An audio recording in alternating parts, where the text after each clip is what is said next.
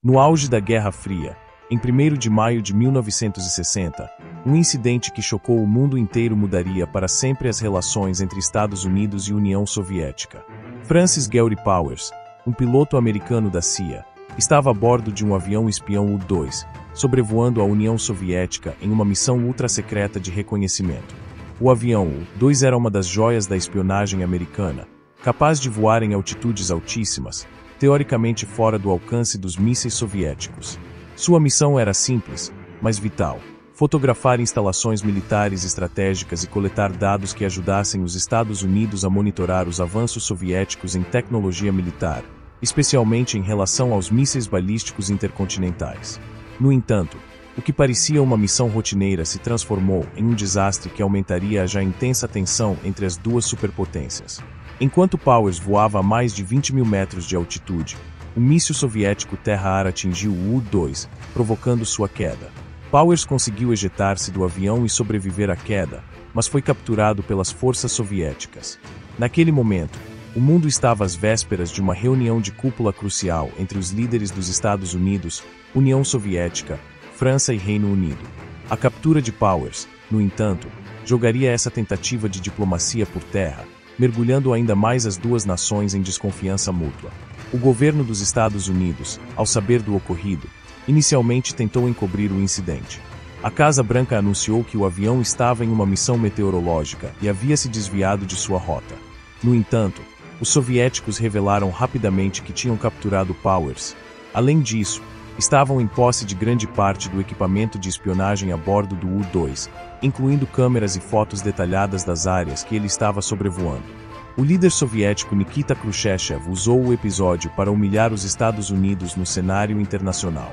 O presidente Eisenhower foi forçado a admitir que a missão de reconhecimento fazia parte de um esforço de espionagem para coletar informações sobre as capacidades militares soviéticas. Essa admissão pública marcou um dos momentos mais embaraçosos da política externa americana durante a Guerra Fria. Para Francis Gary Powers, o pesadelo estava apenas começando.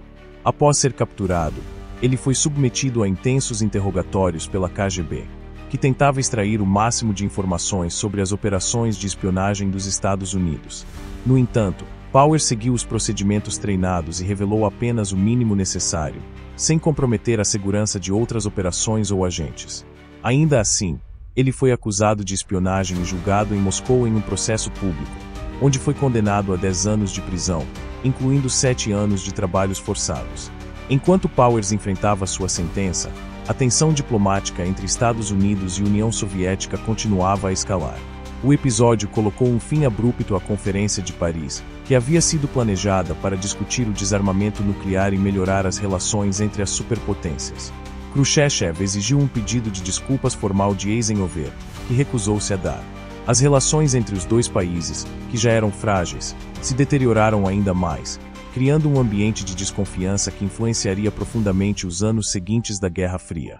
No entanto, para Powers, a história não terminaria com seus anos de cativeiro na União Soviética. 2 anos após sua captura, em 1962, a oportunidade de libertação surgiu. Em um dos momentos mais dramáticos da Guerra Fria, os Estados Unidos e a União Soviética negociaram uma troca de prisioneiros, envolvendo Powers e um famoso espião soviético capturado nos Estados Unidos, Rudolf Abel. A troca ocorreu em uma ponte sobre o rio Havel, na Alemanha, conhecida como a Ponte Glienicke, que conectava Berlim Oriental e Berlim Ocidental, um local emblemático para trocas de espiões durante a Guerra Fria. Powers foi libertado e voltou aos Estados Unidos, mas ao retornar enfrentou críticas e desconfiança. Muitos americanos o acusaram de não ter seguido os protocolos de autodestruição do avião e de não ter cometido suicídio, como era esperado de espiões capturados.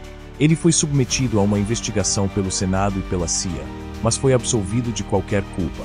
Em 1970, Powers escreveu um livro sobre sua experiência, intitulado Operation Overfliegert, onde defendeu sua conduta e revelou detalhes sobre sua captura e julgamento. Apesar das controvérsias, o caso U-2 deixou marcas profundas tanto na espionagem quanto na diplomacia internacional.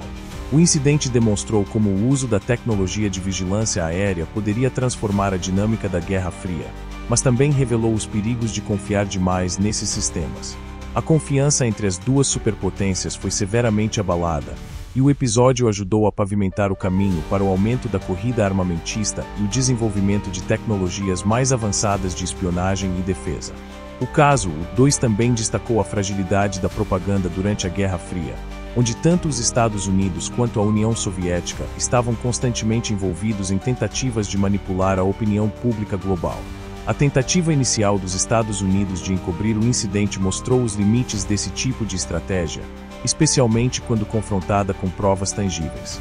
Décadas depois, o nome de Francis Gary Powers e o incidente do U-2 continuam a ser lembrados como um dos momentos mais críticos da espionagem durante a Guerra Fria. Ele se tornou um símbolo dos riscos e sacrifícios envolvidos nas operações secretas, onde a linha entre sucesso e fracasso, vida e morte, é sempre tênue. Em 2000, quase 20 anos após sua morte, Powers foi condecorado póstumamente com a Cruz de Prata pela Força Aérea dos Estados Unidos, um reconhecimento tardio de sua lealdade e bravura em uma das missões mais perigosas da Guerra Fria.